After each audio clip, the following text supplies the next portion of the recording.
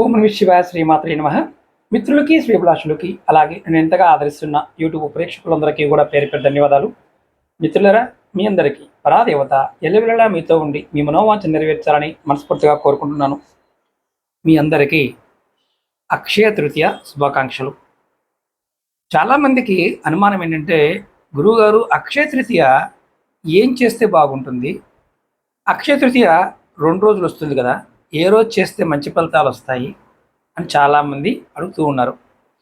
అసలు అక్షయ తృతీయ అంటే ఏంటంటే, ఎప్పటికీ క్షీణించినది. అక్షయం అంటేనే ఎప్పటికీ క్షీణించినది, ఎప్పటికీ వృద్ధి చెందేది, అంటే ఎప్పుడు పెరుగుతూనే ఉంటుందని అర్థం. వైశాఖ శుద్ధ తృతీయ రోజు ఈ పర్వదినం మనకి సంప్రదాయపరంగా చేసుకుంటూ వస్తుంటాం. ఇది అత్యంత పవిత్రమైనది. మనకి ఈ వీడియోలో వేదాల్లోనూ, పురాణాల్లోనూ, ధర్మశాస్త్రాల్లోనూ, లాల్ కితాబులోనూ, తంత్ర గ్రంథాల్లోనూ, మంత్ర గ్రంథాల్లోనూ చేసే కొన్ని తేలికైన పరిహారాలు ఉన్నాయి. అసలు వాస్తవానికి ఏంటంటే, ఈరోజు చేసే ఏ పుణ్యకార్యమైన, దాన ధర్మమైన అనంతమైన ఫలితాన్ని సాధిస్తుందని చెప్పడం జరిగింది. ఎవరికైనా ఐశ్వర్యం కావాలనుకునేవారు, భోగభాగ్యాలు కావాలనుకునేవారు, కోరికలు నెరవేరడానికి మనకు వేదాల్లోనూ పురాణ గ్రంథాల్లో కొన్ని జరుపుకోవాల్సిన పద్ధతులు ఈ వీడియోలో మీకు నేను పూర్తిగా వివరిస్తాను. అలాగే మీకు ఈ వీడియో నచ్చినట్లయితే లైక్ చేయండి, ఛానల్ని సబ్స్క్రైబ్ చేసుకోండి, పక్కనే ఉన్న గంట సింబల్ని యాక్టివేట్ చేసుకొని 10 మంది మిత్రులకి ఈ వీడియోని షేర్ చేయండి. ఎవరికైనా సరే జాతక పరిశీలన చేయించుకోవాలనుకున్నా, మీకున్న సమస్యలకి నా ద్వారా పరిష్కారాలు తెలుసుకోవాలనుకున్నా అపాయింట్మెంట్ తీసుకోవాల్సి ఉంటుంది.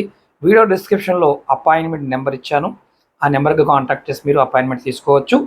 9440593655 ఈ నెంబర్కి కాంటాక్ట్ చేసి కూడా మీరు అపాయింట్మెంట్ బుక్ చేసుకోవచ్చు. అలాగే రెగ్యులర్గా టచ్లో ఉండాలనుకునే వారికి, అంటే యూట్యూబ్లో టచ్లో లేము అనుకునే వారికి వాట్సాప్లోను, అలాగే గ్రూప్ పెట్టాను, మన వీడియో డిస్క్రిప్షన్లో ఇచ్చాను, దానిలో జాయిన్ కావచ్చు. ఫేస్బుక్ లింక్ కూడా ఇచ్చాను, ట్విట్టర్ లింక్ ఇచ్చాను, అలాగే మన ఇతర ఛానల్ లింక్స్ కూడా ఇచ్చాను, వాటిని కూడా సబ్స్క్రైబ్ చేసుకోండి. ఇందులో ఉన్న పాత వీడియోలు దాంట్లో పోస్ట్ చేస్తూ ఉంటాను. మీకు నేను ఏ సబ్జెక్ట్ చెప్పినా దానికి ప్రామాణికం ఏంటంటే మన గ్రంథాలు. ఇవి చాలా ఉన్నాయి, కాకపోతే మనకి తెలియదు. మనం ఏదైతే రోజు రెగ్యులర్గా చూస్తూ ఉంటామో వైదిక సంబంధమైన పరిహారాలు చూస్తుంటాం. మనకి తంత్రశాస్త్రం చాలా గొప్ప గొప్ప విషయాలు చెప్పింది, అవన్నీ మనకి బయటికి రాకుండా అలా హోల్డ్ అయి ఉన్నాయి. అందులో కొన్ని పదార్థాలని జంతువులకు సంబంధించి, పక్షులకు సంబంధించి ఇలాంటి వాటి వల్ల ఇబ్బందులు ఉన్నాయి కాబట్టి వాటిని ఇప్పుడు ఎక్కువగా చెప్పడం జరగడం లేదు, ఎందుకంటే వాటిని వాడటం వల్ల కేసులు అవుతాయి. ఇప్పుడు ఈరోజు అక్షయ తృతీయ నాడు మన ప్రాముఖ్యత ఏంటి, మనం ఏం చేస్తే అత్యంత ముఖ్యమైనది చెప్తాను. పురాణాల ప్రకారం ఈరోజు మనం ఏ దానం చేసినా అక్షయమైన, ఎప్పటికీ తరగనటువంటి ఫలితాన్ని ఇస్తుంది. ఏం దానం చేయాలి? ముఖ్యంగా ఆహారము, నీరు, వస్త్రాలు, చెప్పులు దానం చేయడం అత్యంత శ్రేష్టం. వేసవకాలం కదా, కాబట్టి మట్టి కుండలో నీరు నింపి మనం చలివేంద్రాలు పెట్టచ్చు, పళ్ళ రసాలు పెట్టచ్చు, చల్లని మజ్జిగ ఇవ్వచ్చు. చల్లని పదార్థాలు దానం చేయడం వల్ల ముఖ్యంగా ఎవరికైతే జాతకంలో పితృదోషాలతో బాధపడుతూ ఉంటారో ఆ పితృదేవతలు, అలాగే దేవతలు సంతృప్తి చెందుతారు. దానివల్ల మీకు సమస్యలు తగ్గుతాయి. మరి ఎవరికి దానం చేయాలి? మీ శక్తి కొలది పేదలకు కానీ, ఎవరైతే అర్హత ఉన్న బ్రాహ్మణులకి దానం చేయడం వల్ల లక్ష్మీదేవి యొక్క అనుగ్రహం లభిస్తుంది. రెండవది, ఇది మొట్టమొదటిది దాన ధర్మానికి సంబంధించిన విషయం. రెండవది లక్ష్మీనారాయణ పూజ. అక్షయ తృతీయ నాడు విష్ణుమూర్తిని, లక్ష్మీదేవిని ఆరాధించడం వల్ల అష్ట ఐశ్వర్యాలు సిద్ధిస్తాయి అని శాస్త్రం చెప్తుంది. ఎలా పూజ చేయాలి? మనకి ఈసారి 2 రోజులు వచ్చింది, ఎప్పుడు వచ్చినా సరే ఇది ఏ సంవత్సరమైనా ఈ పరిహారం చేయొచ్చు, ఇబ్బంది లేదు. ఈసారి ఏంటంటే మనకి 10:49 తర్వాత స్టార్ట్ అయింది. రేపు ఉదయం 7:30 వరకు ఉందనుకోండి. మీరు ఇది ఉదయం పూట చేయాలి. తెల్లవారుజామున రేపు ఉదయం స్నానం చేసి ఉతికిన బట్ట ధరించి శ్రీమన్నారాయణ్ణి షోడోపచార పూజ చేసి ఆరాధించాలి. మీకు అవకాశం లేని వారు నారాయణ మంత్రాన్ని, లక్ష్మీ మంత్రాన్ని జపం చేయొచ్చు. నైవేద్యంగా ఏం పెట్టాలి? స్వామివారికి అంటే విష్ణు భగవానుడికి ఎంతో ప్రీతికరమైన పదార్థం ఏదన్నా ఉంది అంటే బెల్లం పానకం, పాయసం, కొత్తగా పండిన ధాన్యంతో చేసిన పదార్థాలను నైవేద్యంగా సమర్పించాలి ఈరోజు. అలాగే మూడోది ఏంటంటే పితృతర్పణాలు. పురాణాల ప్రకారం ఈరోజు పితృదేవతలని స్మరించుకోవడం వల్ల మీరు ఏం చేసినా చేయకపోయినా ఓం పితృదేవతాయ నమః అని స్మరించడం అంటే అలా స్మరించినా సరే మీకు వారి యొక్క ఆశీస్సులు లభిస్తాయి. మరణించిన పెద్దవారి జ్ఞాపకార్థం పిండ ప్రదానం కానీ లేదా తర్పణం వదలడం వల్ల మీ వంశం వృద్ధి చెందుతుంది. తరతరాలుగా ఆర్థికంగా ఇబ్బందులు పడుతున్న వారు ఎవరైనా ఉంటే ఆ ఇబ్బందులు తొలగిపోతాయని నమ్మకం. ఇది నమ్మకం మాత్రమే. ఇక్కడ ప్రామాణికం ఏంటంటే చాలా రోజుల నుంచి ఈ విధానం చేస్తున్నారు కాబట్టి ఇది నమ్మకం. అలాగే 4వ పరిహారం ఏంటంటే గంగా స్నానం కానీ పవిత్ర నదీ స్నానం. వేద గ్రంథాల ప్రకారం ఈ రోజున గంగా నది భూమిపైకి వచ్చిన రోజుగా చెప్తారు. కాబట్టి గంగా నదిలో కానీ ఏదైనా పవిత్ర నదిలో కానీ స్నానం చేయడం వల్ల పాపాలు హరిస్తాయి. అక్కడ ఉన్నవారు చేయండి.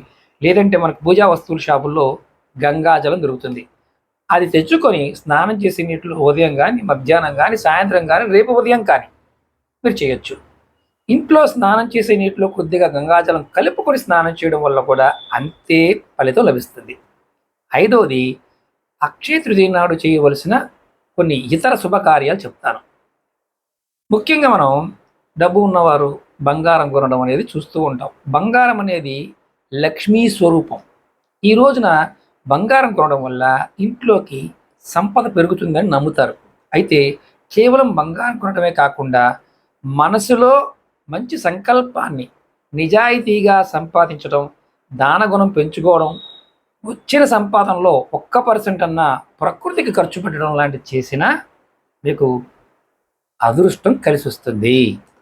అలాగే కొత్త ప్రయత్నాలు చేసేవారు ఎవరైనా సరే కొత్త వ్యాపారాలు ప్రారంభించడానికి, గృహప్రవేశాలకి, వివాహ నిశ్చయాలకి ఈరోజు చాలా అత్యంత శుభప్రదమైనదిగా ఈ అక్షయ తృతీయ తేదీని చెప్తారు. అలాగే మనం ఇందులో అందరికి డబ్బు కావాలి కదా, ఐశ్వర్య ప్రాప్తి. దీనికి ఏం చేయాలో చెప్తాను. లక్ష్మీ అష్టోత్తరం కానీ లేదా విష్ణు సహస్రనామం పఠించండి. ముఖ్యంగా ఓం శ్రీం హ్రీం క్లీం శ్రీ మహాలక్ష్మి నారాయణాయ నమః. మరొకసారి చెప్తాను. ఓం శ్రీం హ్రీం క్లీం శ్రీ లక్ష్మీనారాయణాయ నమః. ఈ మంత్రాన్ని 108 సార్లు జపిస్తే మీకు ఆర్థికమైన దోషాలు ఉంటే అవి తొలగిపోతాయి అని చెప్తుంది. ఇక్కడ ముఖ్యం ఏంటంటే మనస్సు ఖచ్చితంగా మనకి క్లియర్గా ఉండాలి. అంటే ఎటువంటి చెడు ఆలోచనలు లేకుండా ఉన్నప్పుడు పనిచేస్తాయి. మీరు ఏ పని చేసినా అది స్వార్థం కోసం కాకుండా 10 మందికి సహాయపడే విధంగా చేయాలని సంకల్పించుకోండి. మీ సంపాదనలో కొంత భాగం పరోపకారానికి వినియోగించినప్పుడు ఆ లక్ష్మీదేవి యొక్క అనుగ్రహం కూడా అక్షయంగా లభిస్తుంది అని శాస్త్రం చెప్తుంది. ముఖ్యంగా శుభ్రత. మీ పూజా గదిని, ఇంటిని చాలా శుభ్రంగా ఉంచుకోండి. అక్షయ తృతీయ రోజు ఇంట్లో సానుకూల శక్తి, పాజిటివ్ ఎనర్జీ ప్రవేశించడానికి మనకి రావాలి అనుకున్నప్పుడు ఇది శుభ్రతగా ఉండాలి అని శాస్త్రం చెప్తుంది. ముఖ్యంగా మనకి ఏంటంటే వేదాలు చెప్పింది ఏంటంటే కేవలం ఆచారాలకే పరిమితం కాకుండా మీ బాధ్యతలని సక్రమంగా నిర్వర్తిస్తే, కష్టపడే తత్వాన్ని మీరు అలవర్చుకున్నప్పుడు చేసిన దాన ధర్మాలకి ఫలితం ఉంటుంది. పవిత్రమైన మనసుతో చేసే చిన్న దానం కూడా మీకు అక్షయమైన ఫలితాన్ని ఇస్తుంది. అంటే ఇక్కడ ఉచితంగా వచ్చింది దానం చేసామంటే ఫలితం రాదు, కష్టపడాలి. ఇక్కడ చాలామంది అడుగుతుంటారు, ఇన్ని ఉపాయాలు చెప్తున్నారు కదా గురువు గారు, చేస్తే పని అవుతుంది అంటున్నారు కదా అంటే, కష్టపడకుండా చేస్తే ఏ పని అవుతుంది? మీరు కష్టం చేస్తూ వీటిని చేసినప్పుడు మీ కష్టానికి తగిన ప్రతిఫలాన్ని మీరు పొందగలుగుతారు. మీకు ఈ అక్షయ తృతీయ ఆయుష్ని, ఆరోగ్యాన్ని, ఐశ్వర్యాలని ప్రసాదించాలని నేను మనస్ఫూర్తిగా అమ్మవారి యొక్క ఆశీర్వాదంతో కోరుకుంటున్నాను. ఇప్పుడు మనం తంత్ర గ్రంథాల్లో మంత్ర గ్రంథాలలో ఎలాంటి పరిహారాలు ఉన్నాయో చెప్తాను. అంటే అక్షయ తృతీయ కేవలం ఒక పండగ మాత్రమే కాదు, ఇది ఒక ఆధ్యాత్మికమైన చాలా శక్తి అనమాట. అంటే భగవంతుడిని పట్టుకోవడానికి కొన్ని సమయాలు ఉంటాయి, అందులో ఈ సమయం కూడా అలాంటిది. ఇది ఒక అద్భుతమైన ఖగోళానికి సంబంధించిన ఆధ్యాత్మిక సమయంగా వేదము, పురాణము, తంత్రశాస్త్రంలో చెప్పడం జరిగింది. ఈ శాస్త్రాలు ఈ రోజుకి ఒక విశేషమైన ప్రాధాన్యత ఇచ్చాయి. వాటిలో కొన్ని ముఖ్యమైన విశేషాలు, పరిహార విధానాలు మీకు ఇప్పుడు చెప్తాను. వేదాల నుండి, పురాణాల నుండి స్వాతిక మార్గం ద్వారా ఏం చెప్పారో చెప్తాను. వేదాల్లో ఈ తిథిని యగాది, అంటే ఉగాది ఎలా అంటున్నామో యగాది అని పిలుస్తారు. అంటే కృతయుగంలో ఈ కృతయుగం ప్రారంభం ఈ రోజు నుంచే జరిగిందని నమ్మకం. ఇది నమ్మకం, అంటే దాని గురించి మనకి ఇంకా శాస్త్రంలో ఉన్నది మాత్రం చెప్పాను. ఈరోజు విష్ణు ధర్మోత్తర పురాణం ప్రకారం అయితే ఈరోజు చేసే దానాలు ఎప్పటికీ నశించవు. ఈరోజు మీకు అవకాశం ఉంటే పక్షులకైనా సరే, చీమలకైనా సరే, ఆవుకైనా సరే, మొక్కలకైనా సరే నీరన్నా పోయండి, అది ఎప్పటికీ కూడా మిమ్మల్ని కాపాడుతుంది. అలాగే మీ ఆదాయంలో ఒక భాగాన్ని, 100 రూపాయలు సంపాదిస్తే దానిలో 1 రూపాయిని పేదలకి, ముఖ్యంగా ఆకలిగా ఉన్నవారికి ఆహార రూపంలో దానం చేయండి. ఇది లక్ష్మీదేవికి అత్యంత ప్రీతిపాత్రం. అలాగే ముఖ్యంగా మీరు పేదలకి లేదా బ్రాహ్మణులకి పెరుగుతో కూడిన అన్నం, అంటే కర్డ్ రైస్ లాంటి దాన్ని మీరు దానం చేయడం వల్ల మీ పితృదోషాలు కూడా తొలగిపోతాయి. ఈరోజు ఎవరైనా ఓపికన్నవారు ఇప్పుడు నుండి రేపు ఉదయం వరకు కూడా మీరు కర్డ్ రైస్ని బయట కొనుక్కొచ్చైనా సరే పేదలకి, ఎండలో పనిచేసే వారికి, నిరుపేదలకి, బ్రాహ్మణోత్తములకి దానం చేయొచ్చు. ఇప్పుడు రెండోది తంత్రశాస్త్రం, ఇది సాధనా మార్గం అంటారు. అక్షయ తృతీయ ఈ రోజుని సిద్ధి దినం అంటారు. అంటే మంత్రాలు అనుష్ఠానానికి, యంత్ర స్థాపనకి ఇది ప్రత్యేకమైన శక్తివంతమైన రోజుగా చెప్తారు. ఎవరైనా సరే మహాలక్ష్మీదేవి సాధన మంత్ర మార్గంలో ఈ రోజున కనకదార యంత్రాన్ని పూజించడం వల్ల దరిద్ర బాధతో బాధపడే వారికి దరిద్రం తొలగిపోతుందని తంత్రశాస్త్రం చెప్తుంది. పరిహారం ఏం చేయాలి? తంత్ర గ్రంథాల్లో స్వర్ణలాభం కోసం, అంటే బంగారాన్ని పొందడం కోసం ఈరోజు ఎవరైనా సరే శ్రీ సూక్తం లక్ష్మీ అష్టోత్తర శతనామావళి స్తోత్రం పఠించవచ్చని చెప్తుంది. అలాగ పఠించమని కూడా చెప్తుంది. విధానం ఏంటంటే ఒక పసుపు వస్త్రం తీసుకోండి, అంటే ఒక జాకెట్ ముక్క పసుపు తీసుకోండి, దాని మీద ఒక శ్రీ యంత్రాన్ని కానీ లక్ష్మీదేవి పటాన్ని కానీ ఉంచండి. మీరు 108 కమలం బీజాలు, అంటే తామర గింజల్ని కానీ, మీకు అవకాశం ఉంటే తామర పువ్వులతో ఓం శ్రీం హ్రీం క్లీం శ్రీ లక్ష్మీనారాయణాయ నమః అని జపించి అర్చన చేయండి. పూజ ముగిసిన తర్వాత, అంటే పూజ అయిపోయిన తర్వాత ఈ పువ్వులు కానీ, ఈ గింజలు కానీ ఒక ఎర్రటి వస్త్రంలో మూటగా కట్టి మీ బీరువాలో ధనాన్ని ఎక్కడ పెట్టుకుంటారో అక్కడ పెట్టండి. ఇది గొప్ప తంత్ర పరిహారంగా శాస్త్రం చెప్తుంది. చాలా సింపుల్గా ఉంటుంది, కానీ చెయ్యాలి. అలాగే మాంత్రిక పరిహారం, అంటే దోష నివారణ కోసం చేసేవి. మాంత్రిక పరిహారాలు అంటే దోష నివారణ కోసం చేసేవని అర్థం. ఇప్పుడు నెగిటివ్ ఎనర్జీ తొలగించుకోవాలి, ఆర్థిక వృద్ధి పెంచుకోవాలి, కనిదిష్టి, నరదిష్టి, జనఘోష ఇలాంటివన్నీ తొలగించుకోవాలనుకున్నప్పుడు ఈ పరిహారాలు చేయొచ్చు. ముఖ్యంగా అన్నిటికంటే ముఖ్యమైనది పితృదోష నివారణ. కుటుంబంలో ఎవరికైనా ఆస్తి చిక్కులు కానీ, అప్పులు బాధలు ఉన్నా ఈ రోజున తర్పణ క్రియ చేయడం చాలా కీలకం. ఎలా చేయాలయ్యా అంటే, ఒక రాగి పాత్ర తీసుకోండి, ఒక రాగి చెంబు లాంటిది, లోటా లాంటిది, దాంట్లో పాలు నీరు కొద్దిగా నువ్వులు వేసి మీరు దక్షిణ వైపు అంటే దక్షిణ వైపు తిరిగి ఓం పితృదేవతాయ నమః అని స్మరిస్తూ జలాన్ని సమర్పించండి. ఇది జలదానం అంటాం. ఇలా చేయటం వల్ల పితృదోష నివారణ జరుగుతుంది అని మంత్రశాస్త్రం చెప్తుంది. అలాగే మనకి ముఖ్యంగా ఇప్పుడు సిటీల్లో ఉంటున్నాము, ఇంటికి వాస్తులు ఉండవు, వాస్తు దోషాలు ఉంటాయి. అలాంటప్పుడు ఈరోజు ఏం చేయాలంటే మీ ఇంటిలో ఈశాన్య మూల ఈ రోజున గంగాజలం చిలకరించి కాస్త ఇలా చిలకరించి పసుపు నీటితో శుద్ధి చేయడం వల్ల ఇది ఇంటిలో ఉన్న దుష్ట శక్తులు తొలగిస్తుంది ఈరోజు.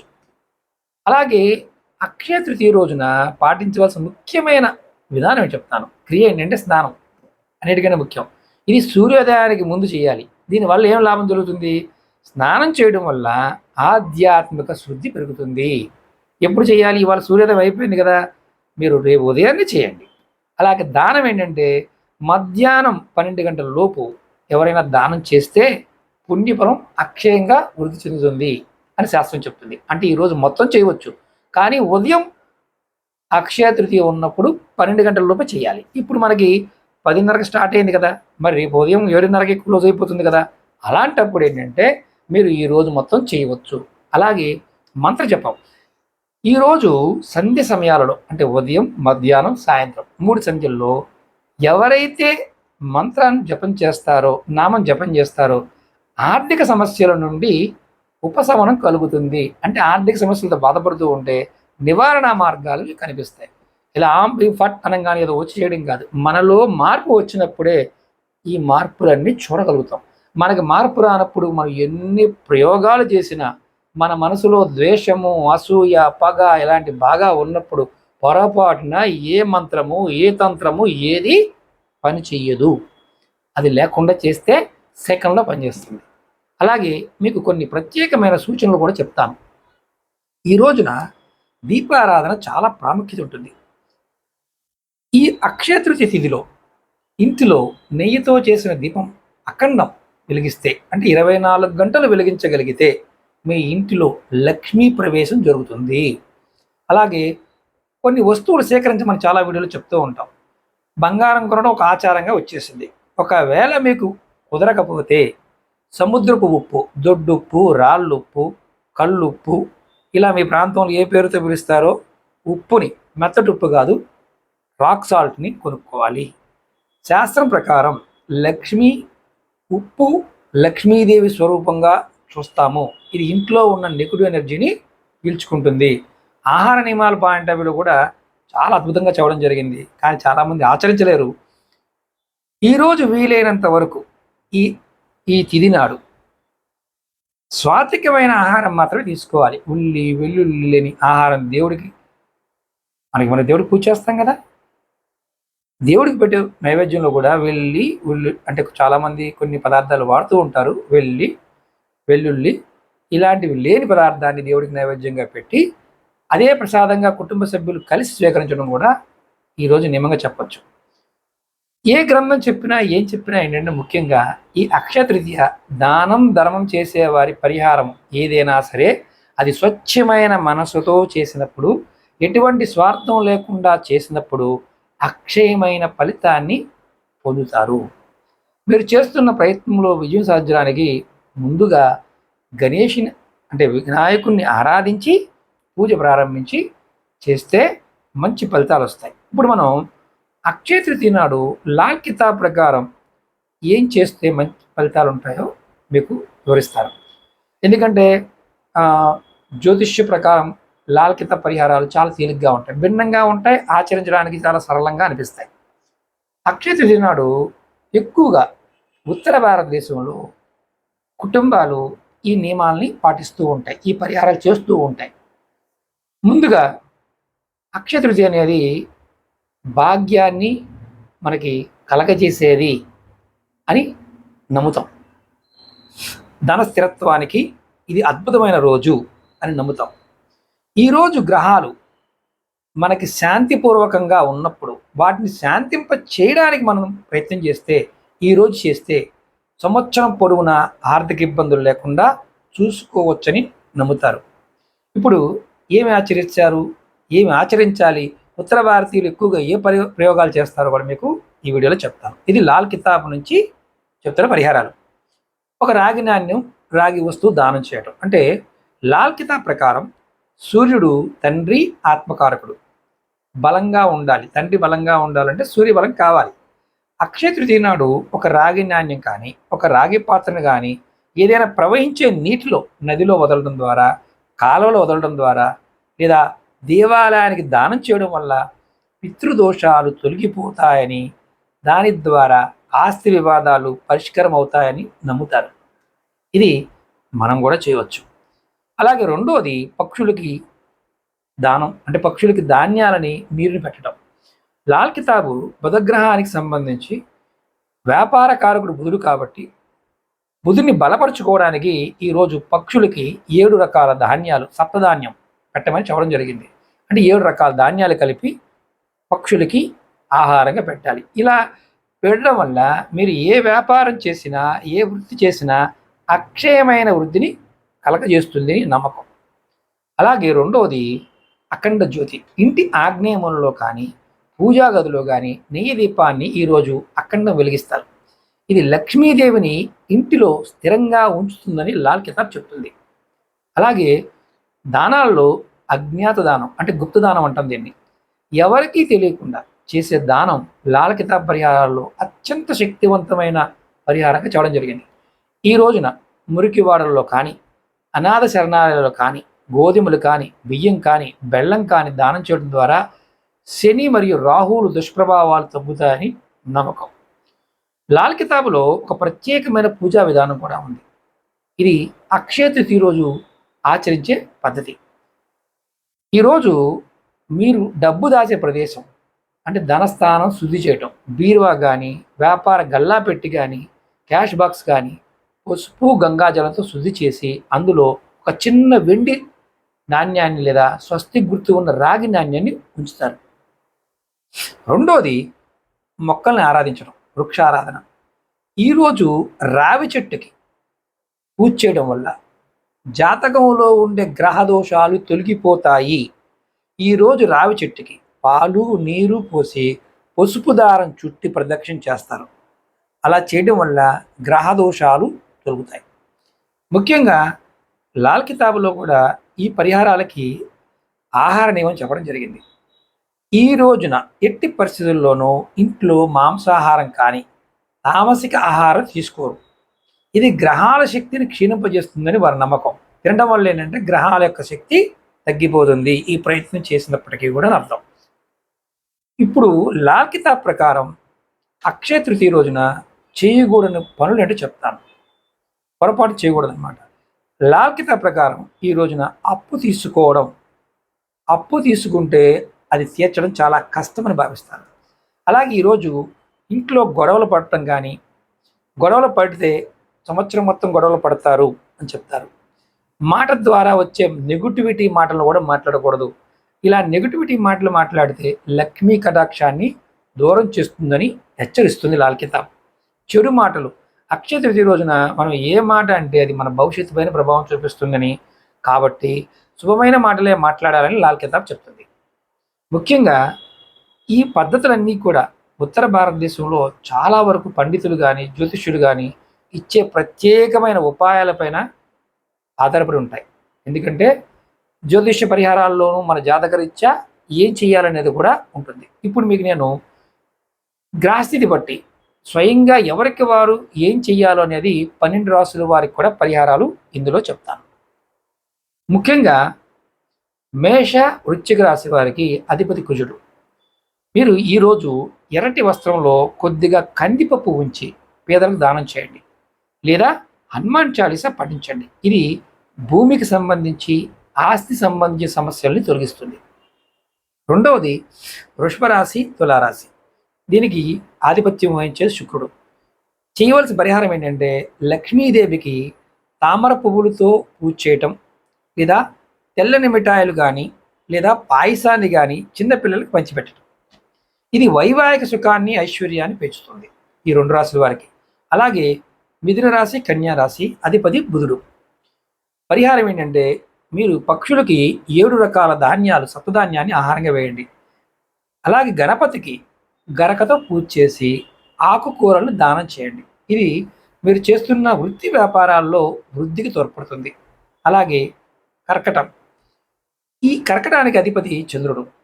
పరిహారం ఏంటంటే పాలు కానీ, పెరుగు కానీ ఎవరైనా పేదవారికి, పేద మహిళకి దానం చేయండి. శివాలయానికి వెళ్ళి శివలింగం పైన పాలు పోసి అభిషేకం చేయండి. ఇది మానసిక ప్రశాంతతని, ధనలాభాన్ని ఇస్తుంది. అలాగే సింహరాశి, దీనికి ఆధిపత్యం సూర్యుడు వహిస్తాడు. చేయవలసిన పరిహారం ఏంటంటే సూర్యోదయ సమయంలో సూర్యుడికి అర్ఘ్యం ఇవ్వండి. అంటే రేపు ఉదయం గోధుమలని లేదా బెల్లాన్ని దేవాలయానికి దానం చేయండి. ఇది మీకు ఏదైనా ప్రభుత్వ పనుల్లో విజయాన్ని, అలాగే వ్యక్తిగత గౌరవాన్ని పెంచడానికి ఉపయోగపడుతుంది. అలాగే ధనుసు రాశి, మీనం, వీరికి అధిపతి గురువు. శనగలు పేదలకు దానం చేయడం, విష్ణు సహస్రనామాన్ని పారాయణం చేయడం, చదవడం రాని వారు వినడానికైనా ప్రయత్నం చేయండి. పసుపు రంగు వస్త్రాలని మీరు పూజ చేస్తున్నప్పుడు పూజలో వినియోగించడం, లేదా పసుపు రంగు వస్తువులనైనా సరే పూజలో ఉపయోగించండి. ఇది అదృష్టాన్ని, జ్ఞానాన్ని కలగజేస్తుంది. అలాగే మకర రాశి, కుంభరాశి, అధిపతి శని భగవానుడు.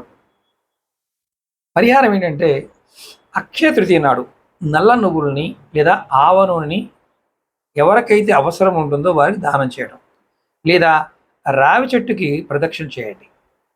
ఇది మీకు పాత అప్పుల నుండి విముక్తి కలిగిస్తుంది. ఎన్ని చెయ్యాలి ఆ ప్రదక్షిణలు? 11 చేయండి, ఇబ్బంది ఏమీ లేదు. అలాగే మరి నాకు రాశి లేదు గురువు గారు, మరి మా పరిస్థితి ఏంటి అని అడిగే వారికి అందరూ చేయవలసిన సాధారణ పరిహారం కూడా ఉంది. శుభ్రంగా ఉండటం, ఉదయాన్నే స్నానం చేసి ఇంటిని శుభ్రం చేసుకొని నెగిటివ్ ఎనర్జీ పోగొట్టుకోవడానికి ఉప్పు నీటితో ఇల్లు తుడవటం, ఇది మొదటిది. రెండోది దీపారాధన, లక్ష్మీదేవికి నెయ్యి దీపారాధన వెలిగించడం. మూడవది దానం, మీ శక్తి మేరకు అన్నదానం చేయడం. ఆ రోజు చేసే అన్నదానం అన్ని దోషాలు పోగొడుతుంది అక్షయ తృతీయ సమయంలో. అలాగే లక్ష్మీ మంత్రం, ఓం శ్రీం హ్రీం క్లీం శ్రీ లక్ష్మీనారాయణాయ నమః అనే మంత్రాన్ని 108 సార్లు జపం చేయడం. మీకు నేను గమనించాల్సిన విషయం చెప్తాను. జ్యోతిష్యం అనేది మీ ప్రయత్నానికి తోడుగా ఉండే ఒక మార్గదర్శకత్వం మాత్రమే, కానీ జ్యోతిష్యమే అన్నీ కాదు. ఏ పరిహారం చేసినా శ్రద్ధతోనూ నిష్ఠతో చేస్తే ఫలితాలు తప్పకుండా ఉంటాయి.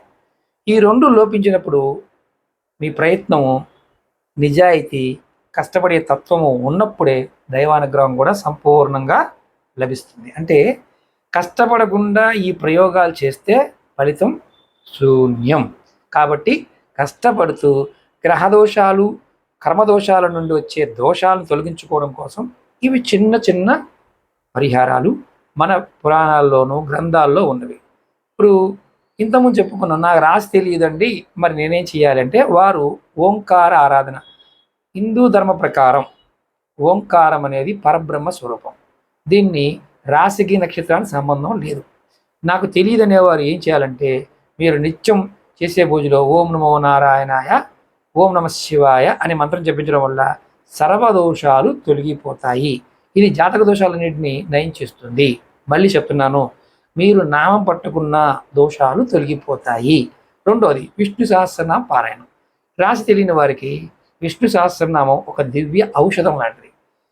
విష్ణు సహస్రనామంలోని నామాలని అన్ని రాసుల వారికి, అన్ని నక్షత్రాల వారికి వర్తింపజేస్తాయి. అంటే ఇది పఠించడం ద్వారా, వినడం వల్ల గ్రహదోషాల్లో ఉన్నా కూడా అవి శాంతిస్తాయి. అలాగే దానాల్లో కూడా మీరు దానాలు చేయలేనప్పుడు, అంటే మీరు ఏ రాశి తెలియదు, మీకు అంటే మీకు అది అంగీకారంగా లేదు, ఆమోదయోగ్యంగా లేదు, అప్పుడు ఏం చేయాలంటే అన్నదానం, ఆకలిగా ఉన్న వారికి ఆహారం పెట్టడం, ఆకలిగా ఉన్న జీవులకి ఆహారం పెట్టడం అత్యంత పుణ్యప్రదం. వేసవికాలంలో పక్షులకి నీరు పెట్టడం, బాటసారులకు చల్లటి మంచినీరుని అందించడం కూడా మీరు చేయవలసిన పరిహారం. దీనివల్ల గ్రహదోషాలు ఎటువంటి ఉన్నా తొలగిపోతాయని చెప్తుంది. ముఖ్యంగా మీకు జన్మ నక్షత్రం లేదు, రాశి తెలియదు, అలాంటప్పుడు మీ ఇంటి కులదైవాన్ని ఎవరైనా ఉంటే అని మీకు తెలుసుంటే ఖచ్చితంగా కులదైవ ఆరాధన చేయండి. అక్షయ తృతీయ రోజు మీ కులదైవాన్ని మనసారా స్మరించుకోండి. ఎవరైనా సరే మీకు ప్రత్యేక పూజతో, నైవేద్యంతో మనం చేయలేని వారు ఇలా నామాన్ని స్మరించండి. మీరు ఏదైతే తింటారో మంచి ఆహారాన్ని ఒక పాయసమైన చేసి పెట్టండి. కులదైవ ఆరాధన వల్ల అన్ని రాసుల వారికి రక్షణ కవచంలో పనిచేస్తుంది. ఇది కూడా కుదరదనుకోండి, ఎక్కడైనా ఆవులు ఉంటే గోశాలకు వెళ్ళండి.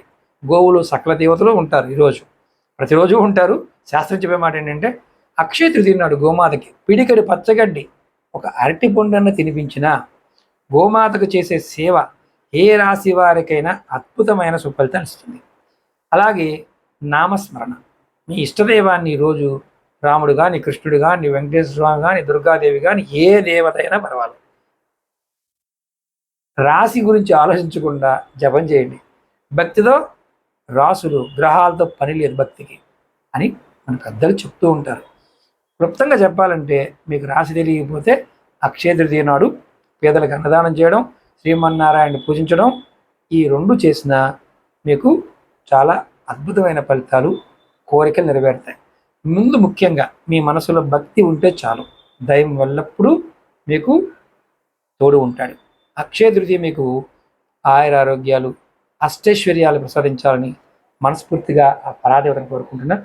మీకు ఈ వీడియో నచ్చినట్లయితే లైక్ చేసి ఈ వీడియోని 10 మంది మిత్రులకి షేర్ చేయండి. ఇది రేపు ఉదయం వరకు అందరూ ఆచరించవచ్చు. ఓం నమః శివాయ, శ్రీమాత్రే నమః.